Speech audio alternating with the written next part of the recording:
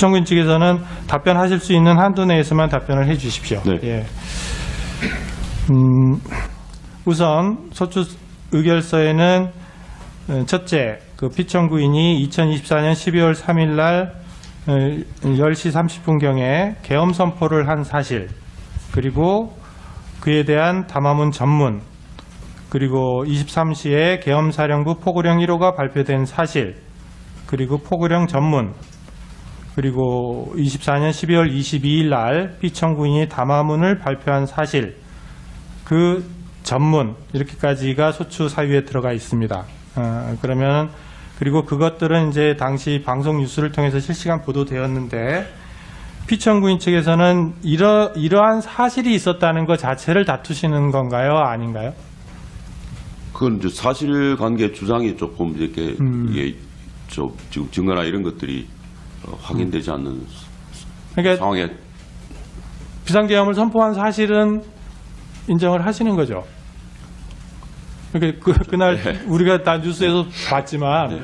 30분경에 계엄 선포를 했고, 그리고 담화문이 이렇게 나왔지 않습니까? 네. 담화문 내용이. 그리고 그 다음에 또 계엄사령부의 포고령 1호라 그래서 또 언론에 보도가 됐고, 다 그게 이제 배포가 됐으니까 그런 사실. 그 다음에 12월 12일자로 피청구인이 담화문 발표도 했지 않습니까? 네. 그리고 그 담화문 발표 내용도 뉴스에 나온 대로 아닌가요? 그건 저희 답변서에 그 내용은 사실관계를 정리를 그 말씀하시는 그걸 정확하게 정리를 하고 또 필요하면 또 저 자료 제출 요구를 하신 것도 물론 이걸 그거는 보도돼서 이제, 같이 해서 답변서에서 그러면 일단은 예. 그거는 크게 다툴 여지는 없어 보이긴 합니다만 그러니까 네. 다투지 않고 그다음에 필요한 부분은 따로 추후에 서면으로 내시면 어떤가 하는 생각도 네, 들거든요. 네, 네. 그 부분은 뭐 공지의 사실 네, 같아 버려서요. 네, 네. 이게 법적으로 어떻게 평가할 것인지는 물론 네, 다른 네, 문제고요. 네, 네. 그건 사실이 있었다는 네. 것 부분이니까. 네. 예. 예. 네. 객관적인 사실에 대해서는 뭐. 선포하고 포고령이 있었고 담화문 발표한 그 사실 자체는 그 자체에 대해서는 다투지 않는 걸로. 저희 변호사들이 이제 대응하는 데 있어서 지금 형사 사건도 진행이 되고 있고 탄핵 사건도 진행되고 있기 때문에 두 개를 같이 진행하는데 뭐 충분한 변호 인력이 좀 확보되지도 않은 상태입니다. 근데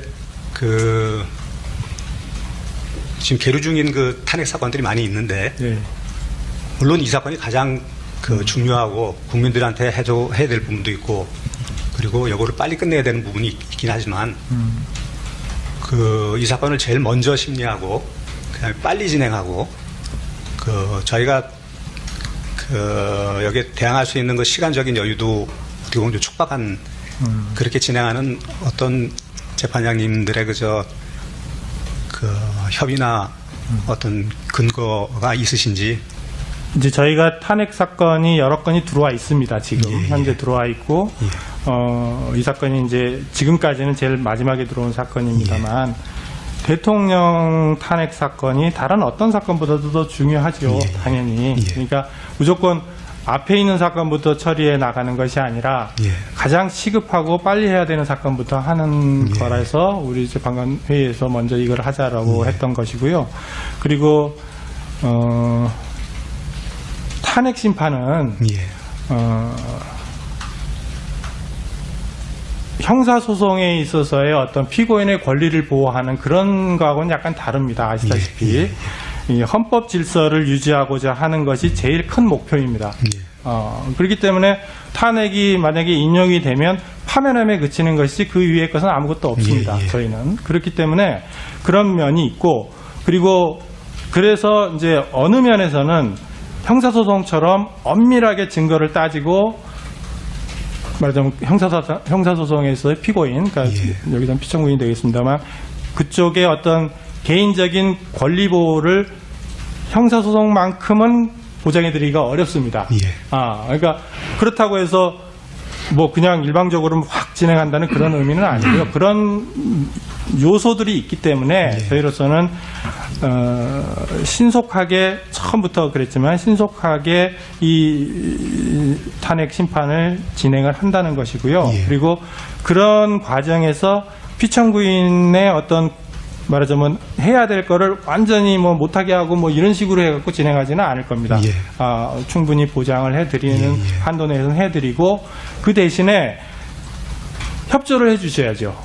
예. 그러니까, 협조해 드리는데. 그러니까 그거를 저희가 봤을 때 말하자면 필요 이상으로 말하자면 이제 이거 충분히 할 수 있는데 안 하시거나 뭐 이렇다고 하면 저희는 그거에 대한 제재를 하겠습니다. 예. 저희는 정말 상상 초월로 지금 뭐 이해 못하시는 분들도 있겠지만 그 고립된 약자의 형태가 되어 있습니다. 대통령제 국가에서 이렇게 대통령이 고립된 약자가 되는 경우는 사실 저도 이번에 처음 겪어봤습니다. 근데 지금 뭐 한마디만 나가면은 그냥 저희는 그냥 난도질을 당하는 상황이기 때문에 그래서 같이 좀 저희가 설명하고 납득할 수 있게 좀 할 수 있는 기회를 주시면은 물론 이 사건이 언론에서 많은 관심을 갖고 있는 사건이기 때문에 온 국민이 관심을 갖고 있어서 언론에서 어떻게 보도가 나가느냐에 신경을 쓰시는 거는 뭐 어쩔 수 없다고 보이긴 하지만 결국은 이 재판의 판단은 재판관들이 하는 겁니다. 언론이 하는 게 아니라. 그러니까 재판관들이 사안을 파악할 수 있는 의견을 내주시지 않고 판단하라고 하고 자꾸 지금 준비가 안 됐고 언론에서 덤벼들 것 같으니까 철저하게 준비하느라고 시간이 많이 걸립니다. 그러면 아닙니다. 저희 소송 지원할 생각 진짜 없습니다. 오늘이 이제 2차례에 걸친 준비 절차 기일을 하고 있습니다만 오늘 이제 피청구인 측에서 세 분이죠. 세 분이 새로 선임이 돼서 법정에 나오셨습니다. 그런데 지금 이제 절차를 진행함에 있어서 저희가 충분히 의견을 말씀하실 기회는 그냥 드렸습니다. 그냥 이렇게 드렸는데 어떻게 보면 약간 중복되는 부분도 있고 또 언급된 부분을 또 언급하고 이러는 것들이 지금 있는 것 같습니다. 그러니까 오늘은 준비 절차이기 때문에 그런 부분을 허용을 했지만 정식 변론에 들어가기 전에는 변론에 들어가면 미리 이야기할 부분을 변호인들께서 상의를 해서 A는 누가, B는 누가, C는 누가 이렇게 해서 중복되거나 중첩되는 식의 발언을 해서는 안 될 거라고 생각합니다. 그거는 유념해 주시고요. 그리고 재판장이 허가하기 전에는 일어나서 불쑥불쑥 말씀을 하지 마십시오. 무슨 뭐 하고 싶다고 일어나서 그냥 이거 이러면서 자꾸 말씀을 하시면 재판 진행이 너무 산만하게 됩니다. 그러니까 의견이 있으실 때는 요청을 하고 그래서 허가를 받고 그리고 답변을 해 주시기 바랍니다. 이 점을 변론에서는 특별히 더 유념해 주시기 바랍니다. 네, 알겠습니다. 피청구인 측 계엄선포 행위와 관련해서 피청구인 측은 계엄선포가 문서로 이루어졌는지 국무회의록이 작성되었는지 구체적 국무회의 개최 시각, 장소, 참석 인원 등 내용과 관련해서 행정안전부에 대한 사실조회 신청 등을 통해서 밝히기로 하셨는데요. 아직까지 이와 같은 증거 신청을 하지 않고 있는데 뭐 특별한 이유가 있습니까? 행안부의 사실조회 신청을 통해서 그때 국무회의가 있은 건지 내용, 시간, 참석자 이런 부분들을 사실조회 신청을 통해서 증거 신청을 통해서 밝히기로 하셨는데 사실조회 신청을 아직까지 안 하고 있으셔서 그 부분을 뭐 아예 사실 문서 송부 촉탁이 지금 국무회의에 대한 문서 송부 촉탁이 기존에 청구인 측에서 한 것이 나왔습니다. 그래서 그 해제에 관한 그 문건이 있고 그래서 그 회의록 작성과 그 부서 여부에 대해서 행안부에서 사실조회 신청을 하겠습니다. 예, 그러니까 그 부분을 지금 안 하시고 있어가지고 그래서 추가로 하겠습니다. 예, 그러면 그걸 바로 해주시기 바랍니다. 네. 그다음에 포고령과 관련해서 피청구인 측은 2025년 1월 14일자 답변서에서 이 사건 포고령은 당시 국방부 장관이었던 김용현이 작성했고 피청구인이 몇 자 수정했다 이렇게 답변을 하신 거죠. 피청구인 측에게 묻습니다. 네. 지금 포고령에 대해서는 이 포괄형에 대해서 이 사실조회로 사실조회로 된다고 말씀하셨는데 예. 그 부분은 김용현 장관의 증인 신청을 통해서 김용현 장관이 그 부분에 관련해서 증인 신문을 통해서 밝히겠다 이런 밝히겠습니다. 말씀이신가요? 그러니까 우선 이제 1월 14일자 답변서 3을 내시면서 네. 그 답변서에는 당시에 국방부 장관이던 김용현이 작성을 했고 네. 그리고 피청구인이 몇 자 수정을 했다 이렇게 답변하신 게 맞습니까? 네. 그다음에 그러면 피청구인 측은 이 사건 포고령이 발령되기 전에 피청구인이 포고령을 확인한 것은 맞다. 그런 거죠? 그 취지는 맞는데 일부 문구를 수정하는 한도 내에서만 관여했다. 이런 말씀이십니까? 그거는 구체적인 것은 구체적인 내용은 김영은 장관 그 증인 신문을 통해서 정확히 서면에 그렇게 써져 있어서 여쭤보는 네, 겁니다. 네. 그 김영현 증인을 물어본 후에 명확하게 답변할 수 있겠다 네, 이런 그렇습니다. 취지십니까? 네, 예. 그 다음에 피청구인 측에서 쓰신 내용입니다. 이 사건 포고령은 그 표현과 달리 국회나 지방의회 정치활동을 전면적으로 금지한 것이 아니라 비상계엄이 유지되는 동안 방한국가적 활동을 못하게 막기 위한 것이다. 이렇게 밝히셨죠? 그러면 이 사건 포고령으로 막으려고 했던 국회나 지방의회의 방한국가적인 활동은 구체적으로 무엇을 말하는 건가요? 그 포고령에 관련해서는 지금 이 답변서에서 그 말씀드리는 것은 포고령 자체가 그 계엄 구체적인 포고령의 내용이라든지 구체적인 그 포고령이 작성된 거라든지 내용의 의미에 대해서는 추후에 그 증인신문이나 이걸 통해서 구체적으로 말씀드리겠습니다. 그러니까 그 서면상으로 정치활동을 금지한 것이 아니고 네. 비상계엄이 유지되는 동안에 방한국가적인 활동을 못하게 막기 위한 것이다. 이렇게 서면에 기재를 하셔서 네. 그러면은 도대체 국회나 지방의회 방한국가적인 활동이란 게 뭐냐 막으려고 했던 그거를 밝혀달라 이런 말씀입니다. 알겠습니다. 예.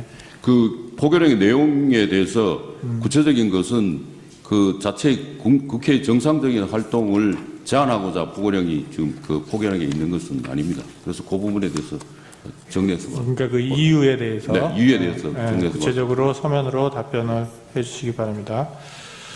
그다음에 군경을 이용한 국회 활동 방해 관련해서 피청구인 측에서는 국회에 군경을 투입한 이유나 경위 등에 관한 답변으로 1월 14일자로 답변서 3을 제출하셨지요. 네. 그래서 피청구인이 국회에 군경을 투입하도록 지시한 사실 자체는 인정하신다는 거고, 다만 그 목적이 국회 해산이나 기능마비는 아니었다 이런 말씀이신 네. 거죠. 그러면 그리고 또 나아가서 병력을 국회에 투입한 것은 야당의 망국적 행태를 알리기 위한 것이다 는 것이죠. 병력을 네. 투입한 거. 병력 투입한 것은 이제 질서 유지로. 그러니까 근데 예, 이제 맞습니다. 서면에는 예. 국회에 병력을 투입한 것은 야당의 망국적 행태를 알리기 위한 것이다라고 쓰셔서 그러면 병력을 국회에 투입한 것과 야당의 행태를 알리는 것이 어떤 상관관계가 있는지를 설명해 주셔야 될 것 같은데 그 부분이 안 나와 있어서 네. 그러면 추가적인 그 부분에 대해서는 추가 보충서나 답변서에 예. 보충서면으로 제출하도록 하겠습니다. 그러니까 일단은 써낸 내용에 네. 대해서 제가 질문을 드리는 겁니다. 그거에 대한 설명도 네. 서면으로 보충해서 내주시기 바랍니다. 제가 몇 가지 김영호 증인 제가 몇 가지 물어보겠습니다. 네. 뭐 이미 내용이 어느 정도는 나왔기 때문에 확인하는 차원에서 다시 물어보는 겁니다. 12월 3일 날 22시 17분경에 이제 국무회의 구성원 11명이 대통령실 대접견실에 모였을 때 다 모였지 않습니까? 네. 이때 11명이 모였을 때 이제 피청구인이 비상계엄에 관한 구체적인 내용, 그러니까 비상계엄의 실체적 요건이 충족됐는지, 그리고 시행 일시, 시행 지역, 그리고 계엄사령관 등에 관해서 이야기를 했습니까? 제가 아니, 그 문건을 대통령님 하신 게 아니고요. 예, 제가 이제 그게 의안이었기 때문에 예.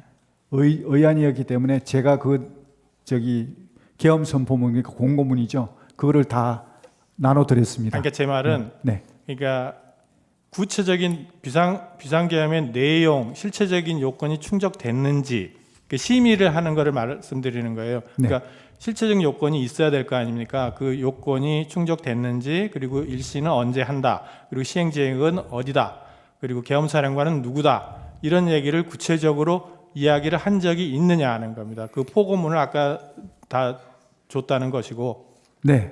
그 재판관님 말씀하신 그 1번 부분은 그 별도고요. 2번부터 밑에 거는 다 계엄 선포문에 포함되어 있는 내용들이라 계엄 선포문을 제가 다 이렇게 개별적으로 그 국무위원들한테 나눠주고 그 의안으로 이제 했기 때문에 다 알려줬다고 저는 생각하고 있고요. 1번 충족이 됐느냐 안 됐느냐 하는 문제는 그 전에 계엄을 하기 전에 대통령님께서 계엄 선포를 하시기 전에 거기에 대한 여러 가지 그 전시 또는 사변 또는 그에 이에 준한 비상사태. 그래서 이게 지금 현재 상황이 이에 준한 국가 비상사태냐. 그리고 그 뒤에 보면 사회 질서가 심각하게 교란돼서 행정, 사법 기능이 현저히 저하될 경우라는 얘기가 있습니다. 국회도 사회지 않습니까? 그러니까 제가 여쭤보는 말씀은 네. 피청구인 대통령이 네. 그 당시에 그런 얘기를 현장에서 했느냐, 이걸 묻고 있는 겁니다. 현장에서 11명이 모였을 때 11명 모였을 때 말씀하신 건 제가 못 들었고요. 개별적으로 이렇게 하실 때 계엄의 필요성, 네. 당위성에 대해서는 말씀하시는 그러니까 걸 들었습니다. 개별적으로는 얘기했지만 11명이 다 모였을 때 구체적으로 그런 얘기를 한 적은 없다. 네. 그다음에 국무회의 당시에 국무위원들을 상대로 이번 비상계엄은 거대 야당에 경고하기 위한 것이다. 경종하기 위해. 네, 경종을 울리기 위한 것이다. 그리고 중앙선거관리위원회의 선거관리 시스템을 점검하기 위한 것이다. 이런 취지의 말을 했습니까? 누가 제가요 아니면 대통령이. 언제? 그 모였을 때 11명이 모였을 때 그거는 말씀 안 하셨습니다. 말을 안 했다. 네. 그다음에 육군참모총장 박완수를 계엄사령관으로 임명한다는 점을 국무회의에서 심의를 했습니까? 그게 이제 방금 말씀드린 계엄 선포문에 그게 포함되어 있습니다. 계엄선포문에 이제 계엄사령관 네네, 박완수 그거 보네. 이렇게만 돼 있을 뿐이지. 그렇습니다. 그러면 그거를 이 사람으로 하겠다라는 예, 그렇습니다. 취지다. 그것이. 예. 그다음에 그 비상계엄 선포문, 아까 말씀하신 비상계엄 선포문에 부서를 했습니까? 장관들이나 증인이 부서를 했냐고. 그렇게는 하지 않았습니다. 부서를 하지 않았다. 네. 그다음에 그 국회 건물 내부로 투입된 군 병력을 빼내라, 이렇게 지시를 네. 했다는 거죠. 네. 그러면 질서 유지만을 목적으로 군 병력을 동원을 했는데, 질서 유지 목적으로, 그러면 애초에 국회 그 본청 건물 말하는 겁니다. 본청 건물 안에 군 병력이 왜 들어갔습니까? 질서 유지를 하는데 그 안에는 어차피 의원들 들어가 있고 의원 관계자들이 들어가 있을 텐데 외부에 뭐 시민들이나 이런 사람은 들어가지는 않은 상태인데 굳이 거기를 군 병력이 왜 본청에 유리창을 깨고 진입을 했습니까? 그 이제 최종적인 엔드 스테이트는 이게 상황 자체가 본청에 이런 어떤 군 병력이 이게 딱 그 본청을 확보하고 출입문에 대한 일단 출입에 대한 이렇게 통제를 하면서 선별적으로 의원들이 들어오시는 거는 그냥 뭐 저거 없이 제재 없이 그냥 통과하시지만 나머지 불필요한 인원은 들어오지 못하도록 이렇게 딱딱 질서 정연하게 그러면 이런 모습을 외부만을 본청 건물의 문에만 배치를 해놓으면 되는 거 아닌가요? 네 그렇게 하려고 그랬는데 이게 충돌이 생겨버린 겁니다. 들어갔으니까 충돌이 생긴 게 아니에요? 그러니까 이 출입문만 하면 안 되고 안에 내부에 또 인원들이 또 어떤 인원들이 불필요한 인원들이 많으면 거기에 대해서는 이제 빼내야 되니까 그런 어떤 차원에서 한 겁니다. 그리고 그 아까 자꾸 체포 이런 얘기가 나오는데 증인은 이제 포고령을 위반할 개연성이 높은 사람들을 몇 명을 추려서 말하자면 동태를 파악하라고 알려준 것이다 이런 취지였죠. 예, 동정을 좀 확인해. 그 말이 왜 체포로 바뀐 겁니까? 그러니까 이제 다른 사람은 체포하라고 지시했다는 취지로 얘기를 하는데 그게 증인이 얘기할 때 동정을 파악하라라고만 말씀을 하셨지만 동정을 파악해서 포고령을 위반하면 체포해야 된다 이렇게까지 말씀을 하신 건 아닌가요 혹시? 그건 아닙니다. 체포라는 말은 꺼내지도 않았습니까? 그렇습니다. 왜냐하면 체포를 하려고 그러면 체포를 할 수 있는 기구가 구성이 돼야 되는데 그러니까 그때가 안 됐다는 겁니다. 그 말씀은 아까도 하셨고 예. 그러니까는 그 말하자면 이 사람들이 계엄 포고령을 위반할 가능성이 높은 사람이니까 동정을 감시해라라고 그렇습니다. 했다는 말은 네. 아직은 아니지만 추후에 지금 말씀하신 것처럼 체포를 하기 위한 조건들이 있잖아요. 네. 조건이 성숙이 되면 체포를 해야 된다 이런 취지로 얘기를 한 것이 아니냐 이런 말입니다. 그래서 체포라는 얘기가 자꾸 나와서 묻는 거예요. 아, 동정을 이제 확인하다 보면 예. 어떤 위반 우려가 있고 하면 사전에 예방 차원에서 차단을 해야 될 것이고 그럼에도 불구하고 계속하면 그거는 필요하면 체포가 이루어질 수밖에 없는 상황 아니겠습니까? 그런 어떤 것들의 어떤 차원에서 연장선에서 생각하시면 되겠지만 근데 최초부터 혐의도 없는데 그리고 그때 당시에 시작할 때 얘기했을 때 앞으로 어느 정도 지나야 합동수사본부가 구성되겠냐 그래야만 체포조 운영이 되니까 그랬더니 아마 적어도 서너 시간은 더 있어야 될 것 같습니다. 이렇게 얘기를 했거든요. 그러면 앞으로 서너 시간이면 그때가 통화했던 게 22시 30분 정도 됐는데 새벽 2시 넘어야 된다는 얘기거든요. 네, 알겠습니다. 예. 예.